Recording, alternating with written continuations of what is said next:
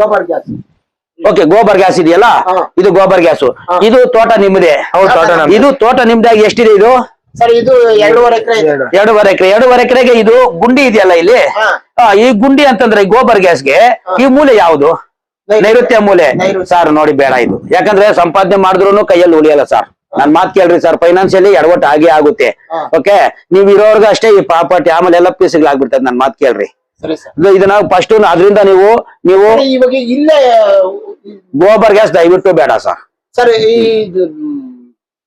Borewell ಅದ್ರ ಬಗ್ಗೆ ತಲೆ ಕೆಡ್ಸ್ಕೊಬೇಡಿ. ಮೈನ್ ಇದು ಕೊಡ್ರಿ, ಇದಕ್ಕೆ ನಾನು ಪರಿಹಾರ ಕೊಡ್ತೀನಿ. 109ನೇ ವಿಡಿಯೋ ನಾನು ಕೊಟ್ಟಿದ್ದೀನಿ, ಅದನ್ನ ನಿಮ್ಗೆ ಫಾರ್ವರ್ಡ್ ಮಾಡ್ತೀನಿ. ಅದ್ರ ಪ್ರಕಾರ ನೀವು ಇದನ್ನ ಪರಿಹಾರ ಮಾಡ್ಕೋಬಹುದು. ಬಟ್ ಅದಕ್ಕೆ ಪರಿಹಾರನೇ ಇಲ್ಲ ಸರ್.